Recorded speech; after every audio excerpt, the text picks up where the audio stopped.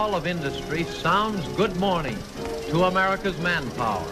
In thousands of homes, vigorous workmen rise to meet a new day and a new opportunity.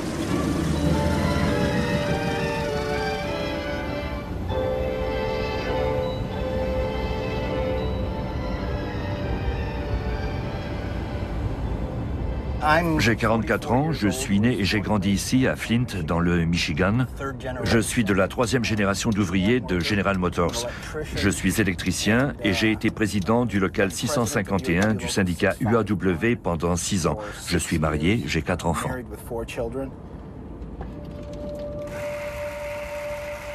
Depuis la fin des années 70, General Motors a progressivement fermé ses usines, comme celle de sa ville d'origine, Flint, pour délocaliser d'abord au Mexique, puis en Chine.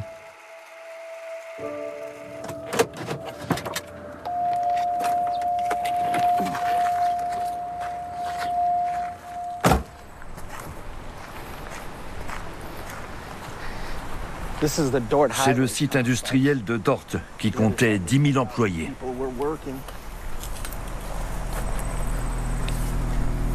C'est la première fois que je reviens ici depuis qu'ils ont tout démantelé.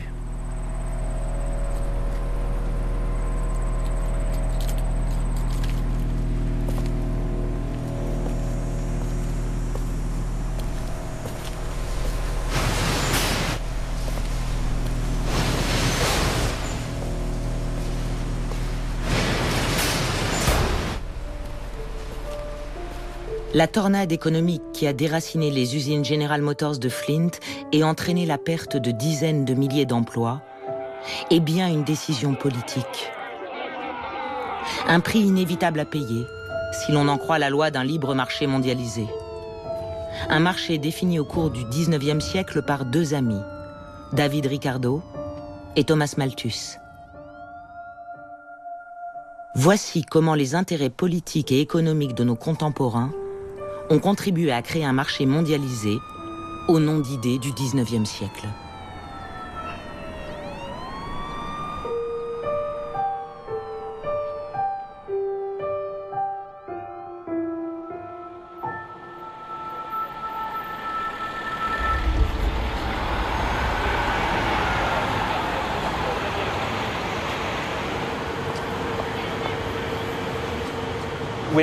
Nous voici dans le cœur de la City à Londres. Ce sont les rues où David Ricardo se promenait et menait ses affaires. Nous sommes devant la façade de la Bourse de Londres. Cette bourse royale a été fondée en 1565, plus de 200 ans avant l'époque de David Ricardo. Au XVIIe siècle, les courtiers étaient proscrits, car on les trouvait grossiers et vulgaires. Pour marcher sur ces traces, nous devons aller du côté droit de la Bourse royale, dans une de ces ruelles de la City, où Ricardo et les autres courtiers se rencontraient.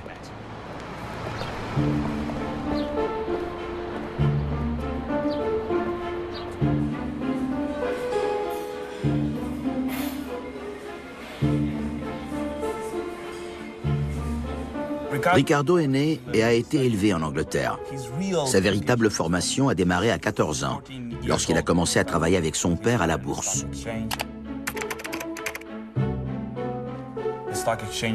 À ce moment-là, la bourse attire une population relativement disparate. Ce sont des gens qui fréquentent les cafés de Change Alley, à côté de la Banque d'Angleterre.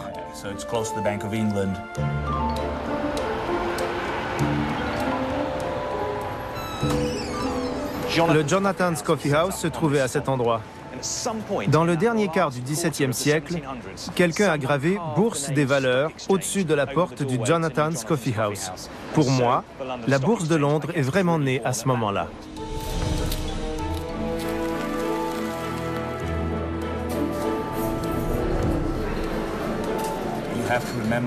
Il faut se souvenir qu'au XVIIIe siècle, l'Angleterre est impliquée dans plusieurs guerres commerciales mondiales. C'est le centre du monde marchand. Même si elle est encore primitive, c'est la bourse la plus moderne du monde. Ricardo se débrouille très bien. Nous savons qu'à 15 ou 16 ans, il est courtier pour son propre compte et qu'à 20 ans, il est déjà riche.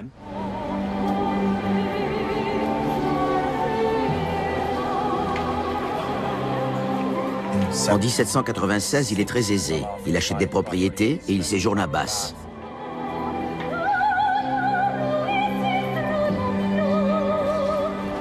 Lors de l'un de ses séjours dans un hôtel luxueux, il lit pour la première fois La richesse des nations d'Adam Smith.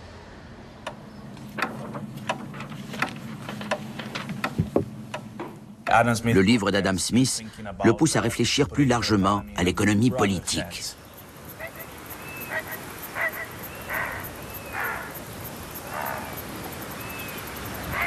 Les produits de la terre, c'est-à-dire tout ce que l'on retire de sa surface par les efforts combinés du travail, des machines et des capitaux, se partagent entre les trois classes suivantes de la communauté, à savoir les propriétaires fonciers, les possesseurs des fonds ou des capitaux nécessaires pour la culture de la terre, et les travailleurs qui la cultivent. David Ricardo, les principes de l'économie politique et de l'impôt. Au début du 19e siècle, beaucoup d'observateurs, comme Ricardo, commencent à s'inquiéter des conséquences à long terme de l'exode rural, la croissance démographique, l'industrialisation sur la structure de la société, sur la répartition des richesses dans la société à long terme.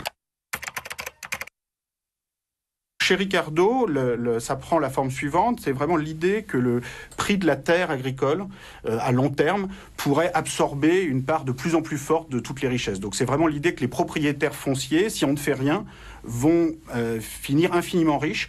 Pourquoi? Alors dans l'esprit de Ricardo, c'est vraiment lié au fait que la terre va devenir infiniment rare à long terme. C'est la vision pessimiste d'une économie stagnante, où la terre, surévaluée, est incapable de nourrir une population qui augmente rapidement. Les propriétaires terriens se contentent de collecter leur loyer. À l'origine de ce pessimisme, Thomas Malthus, un ami de Ricardo, dont les travaux sur la croissance démographique ont profondément influencé les intellectuels britanniques de l'époque. Malthus est né en 1766. On l'éduque d'abord à la maison, puis dans une école religieuse, avant d'aller à l'université pour quelque temps. Enfin, il entre à Cambridge. Il publie son premier essai en 1798, de façon anonyme. Essai sur le principe de population. Malthus y expose comment, à court terme, la croissance de la population va dépasser sa capacité à produire de la nourriture. D'après lui, ce qui maintient l'équilibre de la population humaine, c'est la misère et le vice. Et par misère, il entend tout ce qui peut causer la mort. Thomas Malthus, who fancied himself something of a mathematician, summarily decided that the world would be out of food by 1890. He blamed reduced mortality rates. C'est important de bien voir que les penseurs économiques sont des êtres politiques, comme chacun d'entre nous. Ils voient le monde autour d'eux. Dans les années 1790, le monde autour des Anglais qui réfléchissent sur le monde, c'est notamment la Révolution française. Cette inquiétude très politique face à l'évolution de la Révolution française est tout à fait centrale pour expliquer, pour comprendre la peur de Malthus par rapport à la surpopulation. C'est-à-dire qu'il y a vraiment cette idée, oh là là, le monde moderne peut devenir une chose terrible, parce que la croissance de la population va nous précipiter tous dans la misère des masses et dans la Révolution. Mais David Ricardo a un remède à la vision très sombre de son ami. Comme Adam Smith, il explore les mécanismes de la croissance économique. Mais il va jusqu'à formuler une série de propositions concrètes pour libérer le marché et les initiatives privées.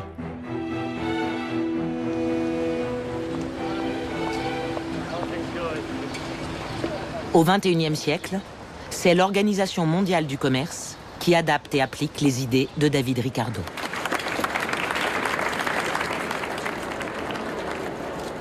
été très bien expliquée à l'époque par M. Ricardo, elle est toute simple.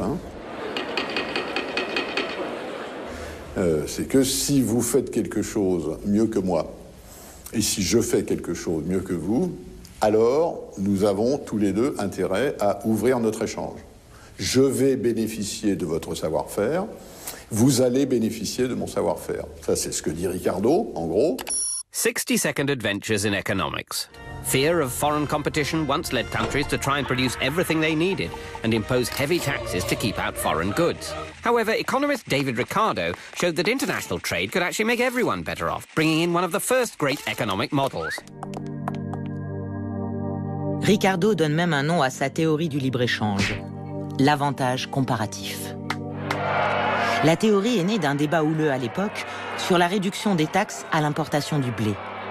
C'était une façon de combattre le pouvoir des propriétaires terriens en encourageant la concurrence et de ce fait, la baisse du prix du pain.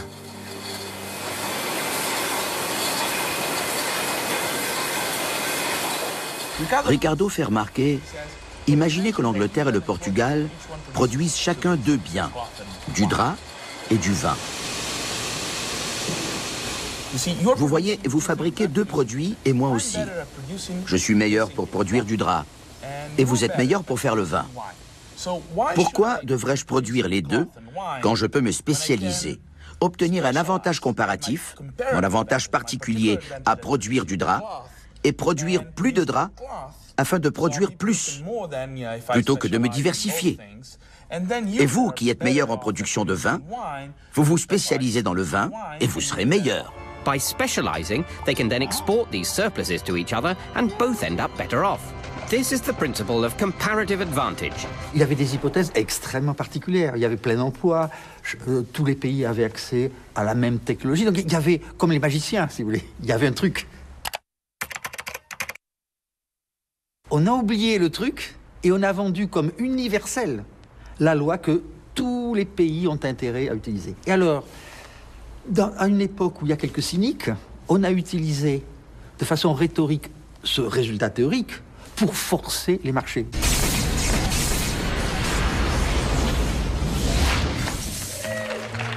La théorie de Ricardo est-elle donc un truc de magicien ou un moteur de croissance et de prospérité ?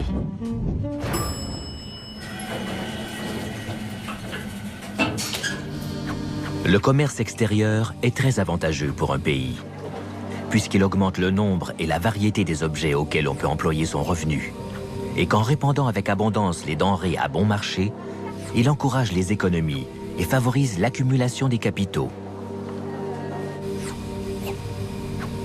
David Ricardo, les principes de l'économie politique et de l'impôt.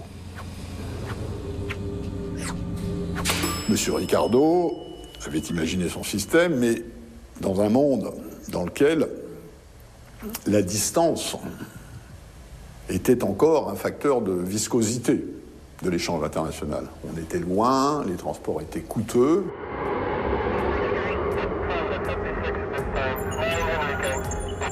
Ce qui s'est passé depuis M. Ricardo, c'est que la technologie, les modes de transport, la conteneurisation, Internet, ont incroyablement rétréci ces coûts de l'échange qui étaient liés à la distance, de telle sorte que sa théorie devient beaucoup plus efficace aujourd'hui qu'elle ne l'était dans le passé.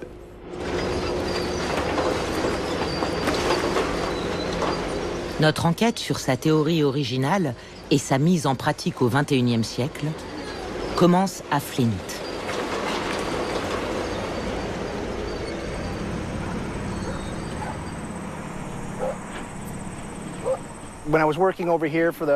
Quand j'ai commencé à travailler à la division 11, j'avais 25-26 ans. Je me souviens de mon enthousiasme, sans penser à ce qui se passerait 20 ans plus tard. J'avais un emploi sûr, j'aimais mon travail, j'aimais être électricien, j'aimais mes collègues. J'ai commencé à m'impliquer dans le syndicat pour pouvoir leur parler, défendre leurs droits, jusqu'au moment où les choses ont commencé à décliner. Mais voir l'herbe repousser là où nous construisions les éléments des véhicules General Motors, c'est horrible. It's just terrible. Wow.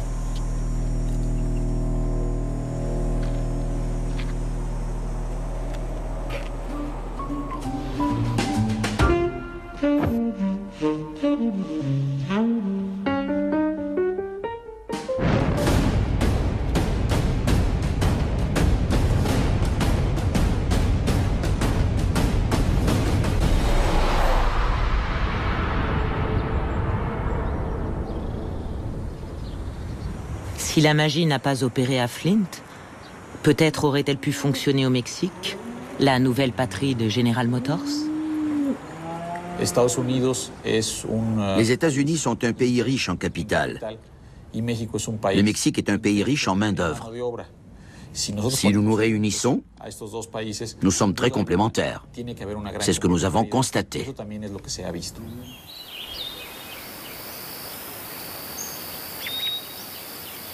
Mais au Mexique non plus, la magie n'opère pas partout. Dans la campagne mexicaine, le libre-échange n'est pas vu comme une promesse, mais comme une menace. Avec l'ouverture du pays au maïs américain, moins cher.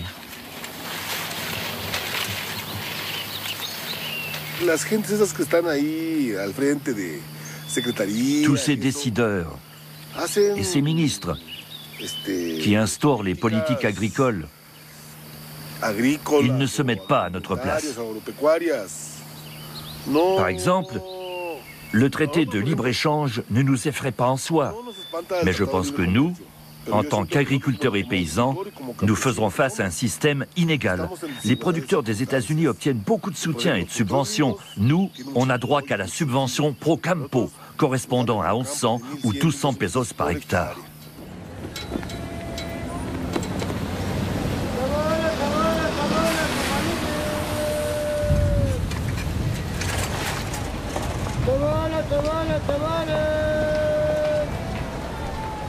Comment Ricardo a-t-il concilié la réalité de la quête d'une main-d'œuvre peu coûteuse et de nouveaux marchés avec son objectif de bénéfice pour tous?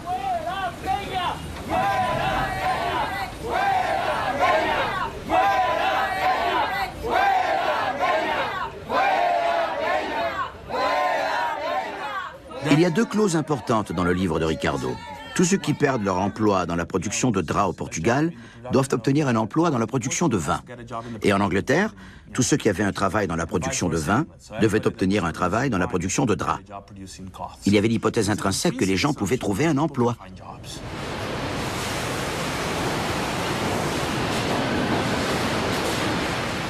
Et Ricardo, de façon très explicite, dit qu'il ne doit pas y avoir de mouvement de capitaux.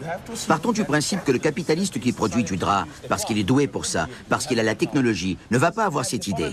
Attendez, ils ne produisent rien, ils ont des salaires très bas, ils sont prêts à travailler pour rien. Si j'apportais ma technologie chez eux, et si je produisais là-bas pour vendre seulement ici?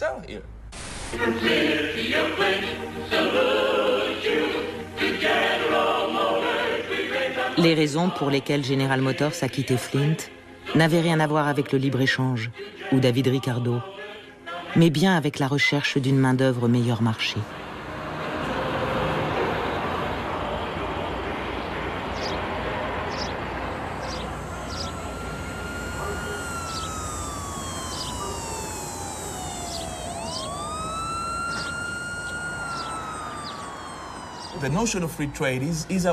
La notion de libre-échange se résume à favoriser certains groupes particuliers, essentiellement des grandes entreprises qui sont devenues des conglomérats financiers. Elles peuvent donc passer très rapidement d'un domaine à un autre. C'est un certain modèle de société que l'on vend au public. Non seulement avec la rhétorique de la liberté, mais aussi avec la rhétorique du savoir scientifique.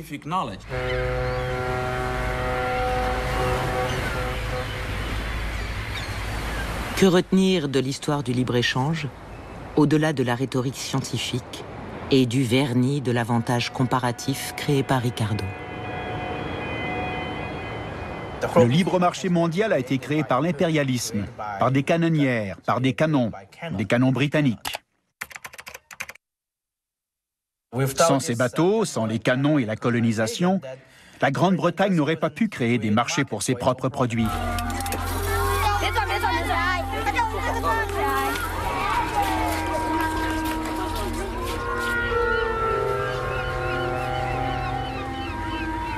Plus de canonnières aujourd'hui, mais des bateaux chargés des productions du sud de la Chine, en route pour le marché mondial, image de la force économique grandissante du pays. Ces enfants ne vont pas contempler les bateaux, mais visiter le musée tout à côté. Ils commémorent la bataille navale qui s'est déroulée ici, seulement 15 ans après la mort de David Ricardo. Le libre-échange, imposé par la force des armes.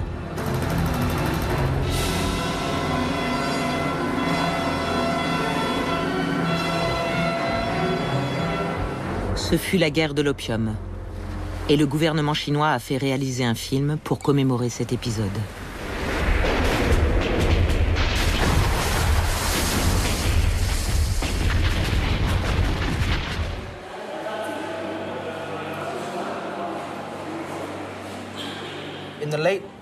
À la fin du XVIIIe siècle, les Britanniques ont essayé de vendre du tissu de coton et de la laine, et ils ont échoué.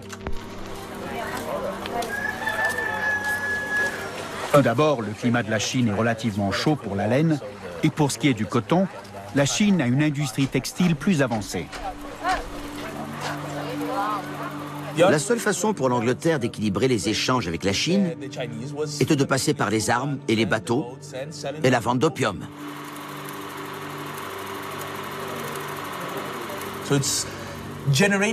Il fallait créer une dépendance à l'opium et générer ainsi, si vous voulez, un esclavage à travers la drogue.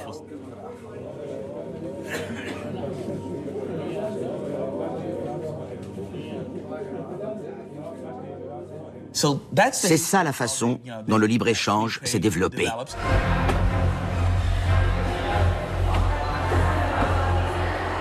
L'augmentation rapide de l'addiction des Chinois alarme l'empereur.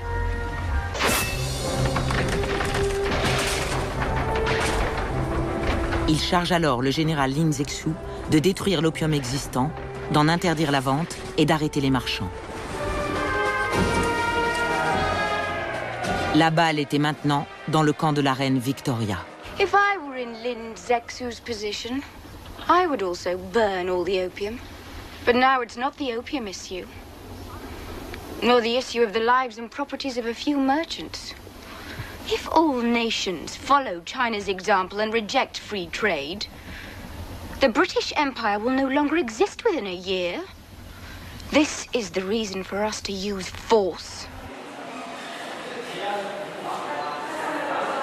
La marine britannique triomphe de l'armée chinoise, technologiquement inférieure.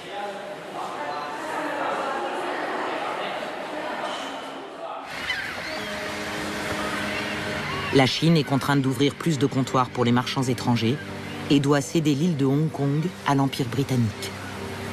Des concessions au nom du libre-échange.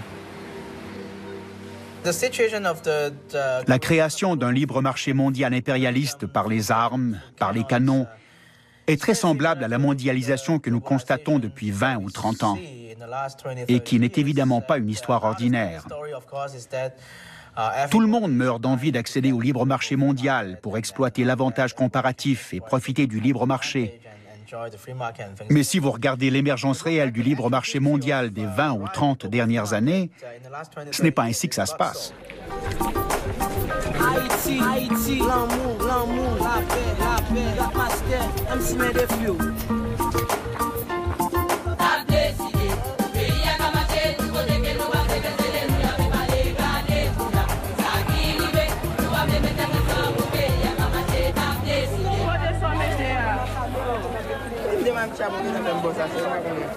Claire Motel, réfugiée à Port-au-Prince, est victime de ce fameux libre-échange. Pour Haïti, les prêts internationaux sont la version moderne de la guerre de l'opium. La vie est si dure que même si tu as $50 en poche, tu ne peux rien en tirer. Tu ne peux pas t'en servir pour te préparer quelque chose à manger. Tu es une femme et tu ne peux rien faire. Tu ne peux rien faire d'autre que du commerce. Et quand tu fais du commerce, tu es obligé. À Port-au-Prince, l'eau, tu dois l'acheter. Tu dois acheter tout ce dont tu as besoin. La vie est devenue très dure. Et comme tu es une femme qui fait du commerce, tu auras quelque chose. Même si tu n'as pas trouvé une vraie solution, tu auras quelque chose. Et tu restes là, tu te lèves chaque jour. Tu es une femme. L'eau, tu dois l'acheter. Le savon, tu dois l'acheter.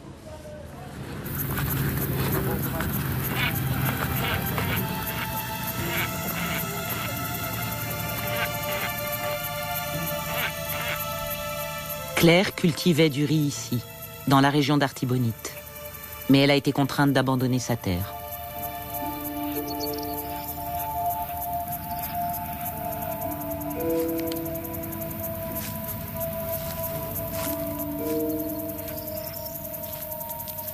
Le premier coup reçu par la position agricole, ça a été le processus de libéralisation entamé avec le coup d'État dans les années tout de suite après 86.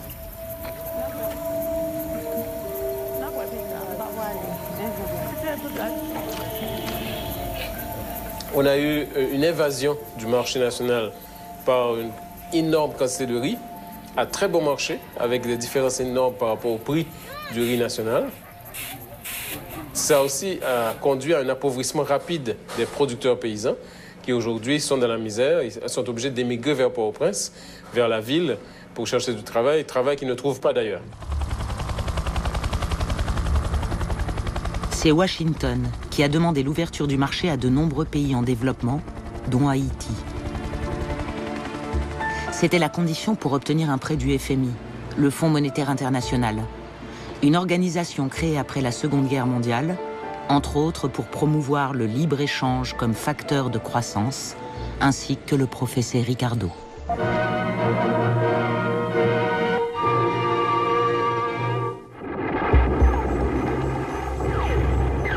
The Allies had barely landed at Normandy when the idea of a monetary fund began to move rapidly from concept to reality. The idea was that by working together to increase world economic welfare, nations would also increase the chance of political peace. With war still raging, the foundation was laid for the International Monetary Fund.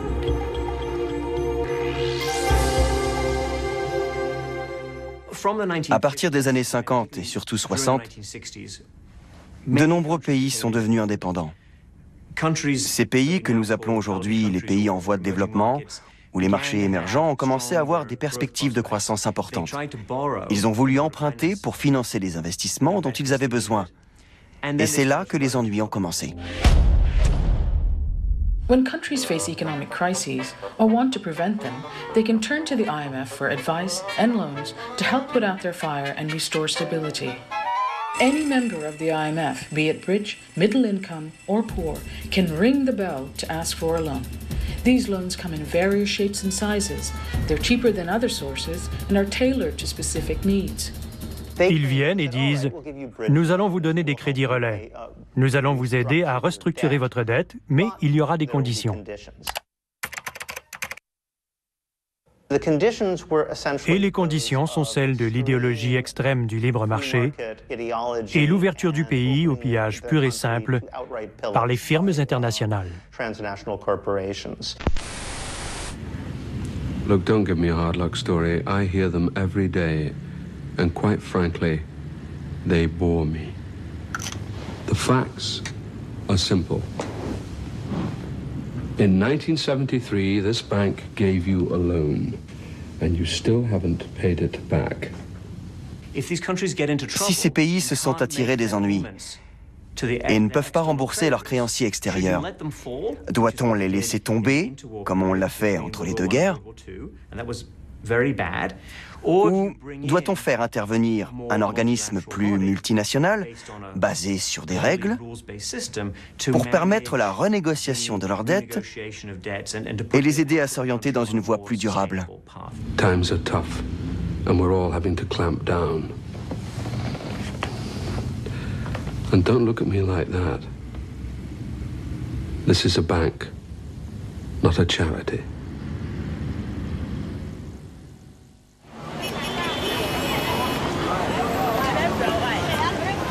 Au Ghana, comme à Haïti, on a accordé des prêts pour réduire la dette, à condition d'ouvrir le pays aux investisseurs étrangers.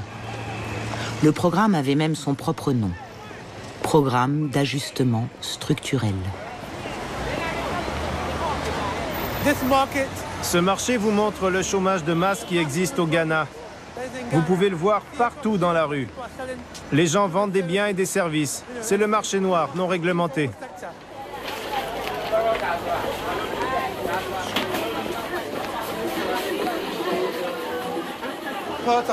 Riz thaïlandais, américain, vietnamien. C'est ce qui arrive quand vous libéralisez l'économie. L'importation bon marché de ces biens et services porte préjudice aux entreprises de fabrication locale.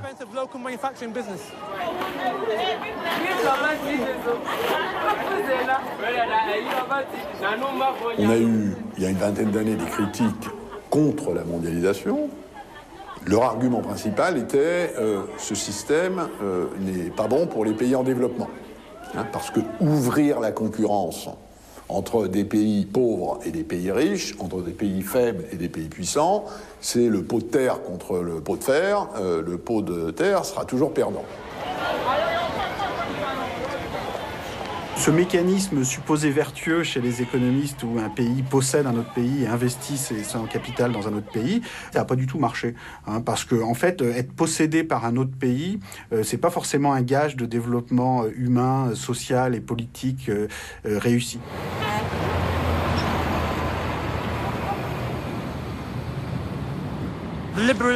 Libéraliser notre économie voulait dire ouvrir notre marché aux intérêts étrangers. Presque toutes les industries que vous voyez ont été vendues à des investisseurs privés ou rasées et reconstruites. L'expérience prouve, si vous regardez l'histoire économique des 50 dernières années, que les pays qui ont ouvert leurs échanges ont eu, en moyenne, des résultats économiques et donc, dans la plupart des cas sociaux, bien meilleurs que les États qui l'ont fait, qui ne l'ont pas fait ou qui l'ont fait dans une moindre mesure. L'exemple extrême, qui est extrême, étant la péninsule coréenne. Une Corée du Sud qui s'est très bien développée parce qu'elle s'est ouverte, et une Corée du Nord qui est dans l'état que nous connaissons parce qu'elle est restée fermée.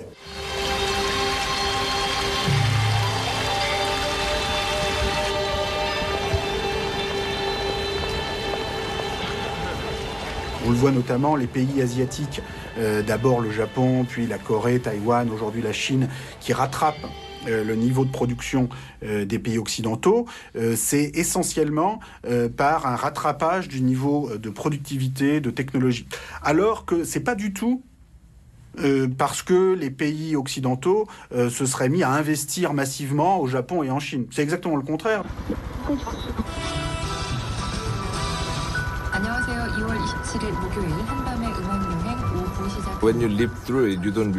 Quand vous êtes dedans, vous ne vous en rendez pas compte.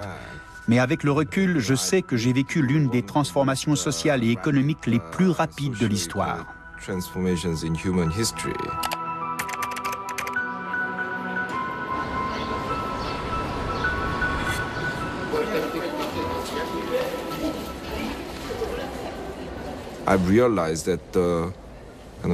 Je mesure que la transformation économique que j'ai vue au cours de mes 40 années de vie est équivalente à ce qui s'est passé en Angleterre entre aujourd'hui et le XVIIIe siècle. À l'époque, les États-Unis étaient encore une colonie britannique.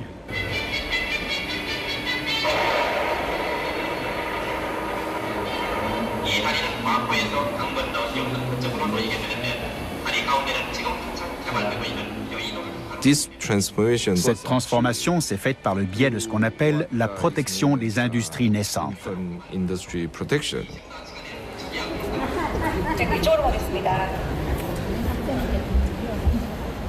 Les visiteurs de ce musée découvrent les figures de cire des architectes de l'industrialisation de la Corée du Sud.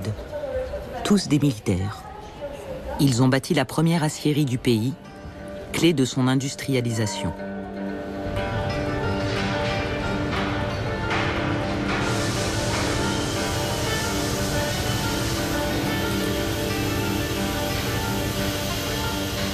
Le projet a d'abord été rejeté par la Banque mondiale et les investisseurs internationaux. Ils le jugeaient trop ambitieux et irréaliste pour un pays pauvre comme la Corée de l'époque.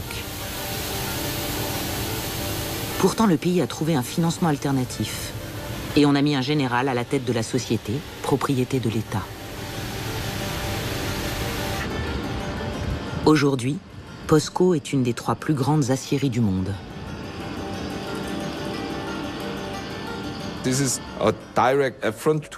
C'était un affront à la théorie économique standard.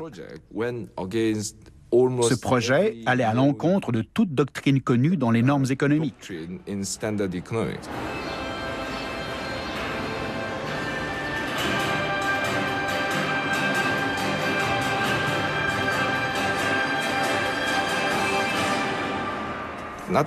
Et pas une seule fois dans l'histoire, un pays n'a développé son économie en ouvrant son marché à la compétition. I'm Amy Goodman here with Juan Gonzalez.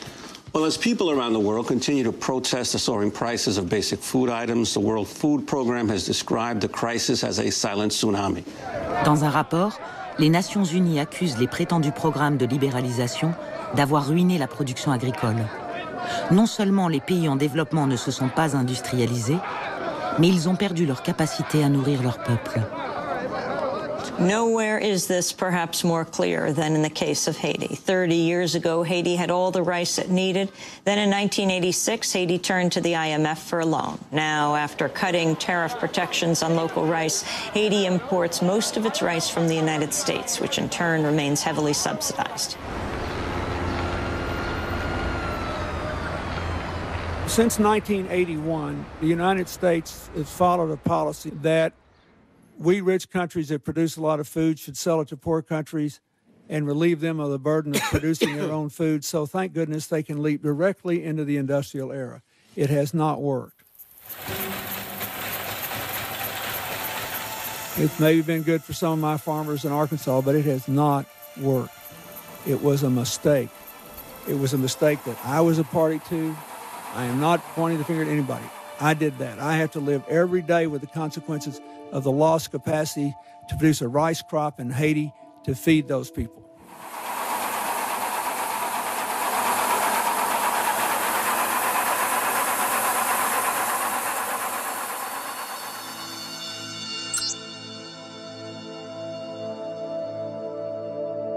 Sa théorie a été utilisée à tort et à travers. Pourquoi David Ricardo a-t-il échafaudé un modèle économique qui ne peut pas et ne pourra jamais être appliqué? Depuis 1000 ans, dans toutes les économies, il s'est trouvé un groupe d'économistes représentant le secteur financier et un autre représentant les intérêts nationaux de l'agriculture et de l'industrie. Ricardo était le porte-parole des banquiers britanniques. Aujourd'hui, on appellerait ça un lobbyiste bancaire.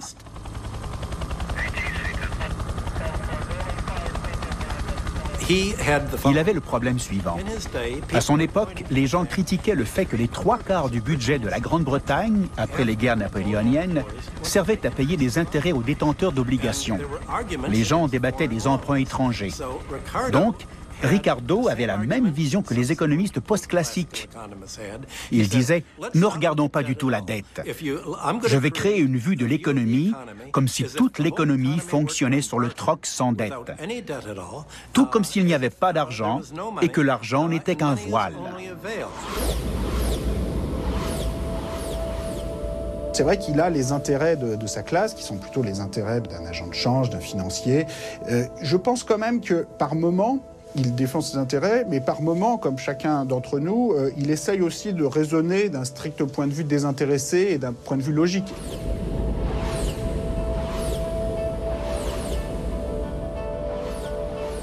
Je crois que Ricardo illustre la victoire des logiciens dans la théorie économique.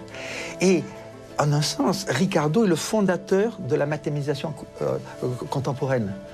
Je fournis des concepts qui permettent une habile mathématisation qui montre que l'équilibre va se prévaloir, même si dans la réalité il n'existe pas. Et donc moi je trouve qu'effectivement il a un grand rôle en légitimant des hypothèses fausses afin de justifier un modèle. Donc c'est lui l'un des grands fondateurs de cette idée.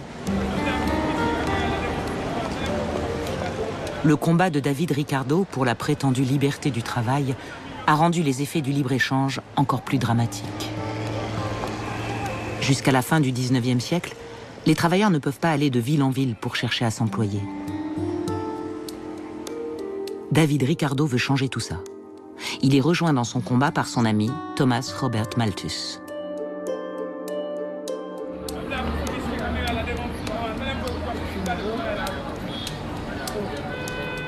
Port-au-Prince, la capitale haïtienne, ressemble à un cauchemar malthusien, très proche des villes anglaises de son époque.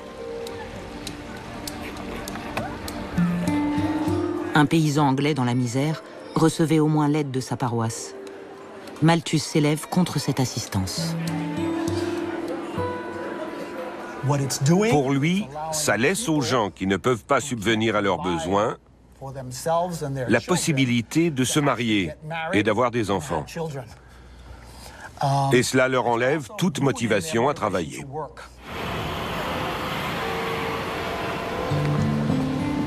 David Ricardo, qui est à présent membre du Parlement, est d'accord avec lui.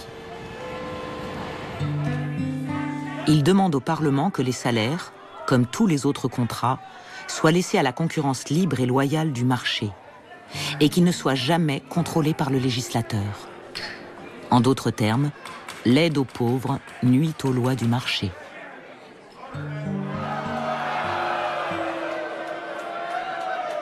En 1832, le Parlement réunit une commission nationale pour étudier un nouveau projet de loi sur la pauvreté. L'amendement est voté en 1834. Il tient compte des remarques de Malthus et Ricardo. L'idée est de construire des hospices pour les pauvres.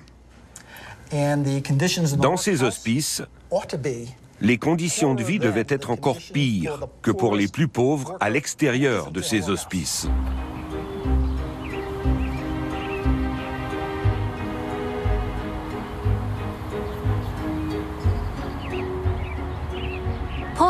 Pour les pauvres qui trouvaient refuge dans ces hospices, c'était le dernier recours.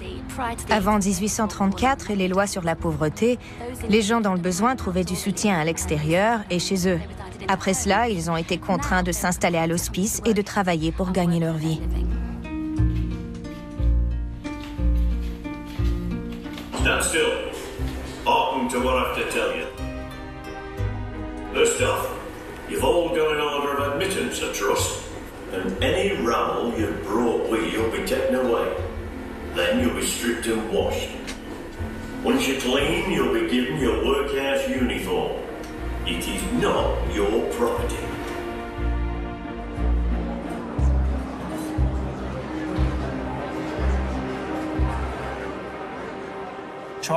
Au milieu du 19e siècle, Charles Dickens écrit sur les hospices de pauvres. Et les hospices qu'il décrit sont ceux d'après la révision de la loi en 1834.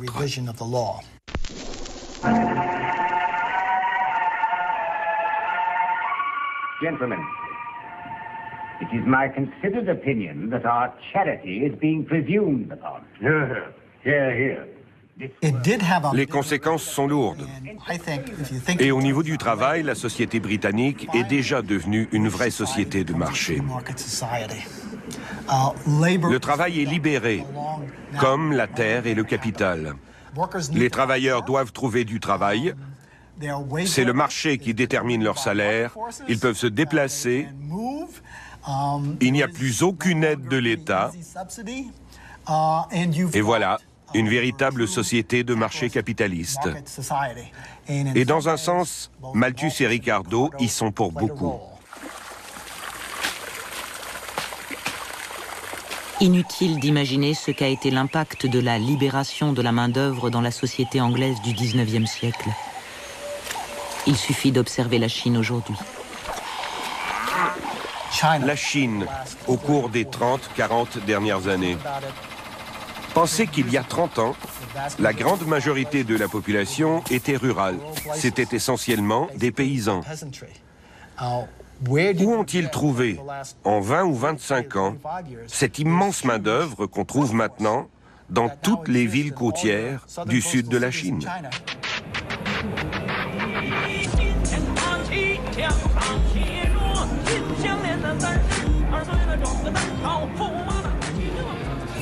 Vous aviez une population à majorité rurale. La plupart des gens étaient agriculteurs. Les terres étaient communes, puis elles ont été privatisées. Même si au départ vous avez divisé la terre en parts équitables, très vite vous avez des gens qui perdent des terres et d'autres qui en gagnent plus. Et vous vous retrouvez vite avec des grands propriétaires terriens et des petits propriétaires, et une large population sans terre du tout. C'est ce qui a créé cette main-d'œuvre potentielle.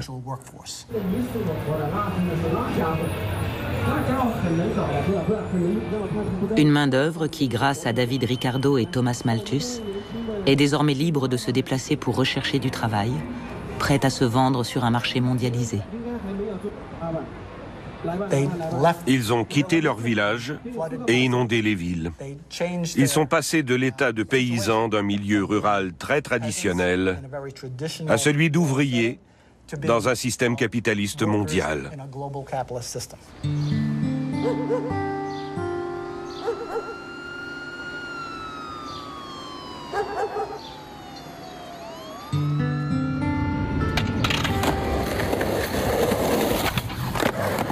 Une main-d'œuvre mondiale qui a permis à General Motors d'ouvrir des usines en Chine et au Mexique, laissant sur le carreau les ouvriers de Flint, incapables de la concurrencer.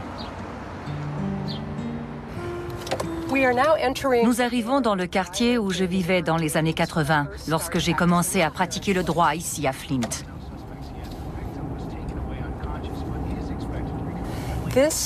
Ces maisons ont été construites par General Motors pour loger les ouvriers de la région qui venaient travailler dans ces usines. Il n'y a personne pour acheter ces maisons et il n'y a pas d'argent pour les raser. Petit à petit, le quartier se vide et devient sinistre. Flint est un cul-de-sac pour les idées de Ricardo.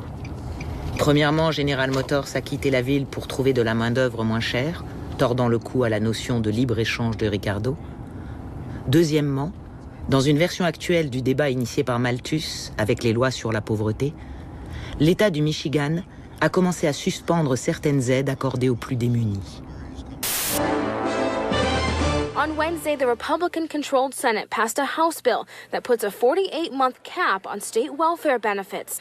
Democratic Senator Gretchen Whitmer says another tool for the disadvantaged has been taken away. We've got too many kids in poverty as it is, and that's not how you move a state forward. For the last 6 months, Au cours des 6 derniers mois, notre organisation a lutté contre la politique des affaires sociales du Michigan, qui a radié plus de 30 000 personnes de l'aide publique.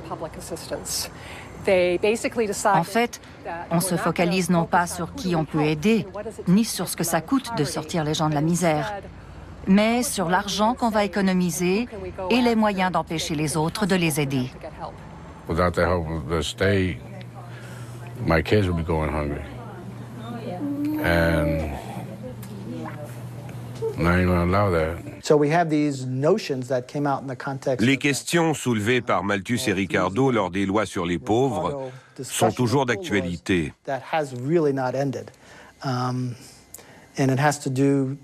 Cela soulève la question du pouvoir du travail. Si votre filet de sécurité est élevé, si vous avez un salaire minimum qui permet un niveau de vie minimal, alors vous valorisez le travail, n'est-ce pas? Et c'est souvent considéré comme un problème dans un contexte de capitalisme mondial. David Ricardo est mort le 11 septembre 1822. Il n'avait que 52 ans. Rares sont ceux qui visitent sa tombe dans la campagne anglaise. Il est peu connu du grand public. Pourtant, en son nom, toute la planète a été transformée pour générer à la fois des richesses considérables et de terribles dégâts. Ricardo fait le coup de force suivant. Il va isoler l'économie des autres sciences sociales et permettre un raisonnement d'économie pure. Et c'est ça qui le rend si essentiel dans l'histoire de la pensée. Alors que Adam Smith ouvrait complètement sur une articulation avec le droit, le rôle du prince, le rôle des processus de socialisation, alors que Ricardo va spécialiser l'économie expliquée par l'économie. Et c'est vrai qu'à mon avis, c'est là une grande bifurcation, si vous voulez, qui est intervenue dans l'histoire des doctrines économiques.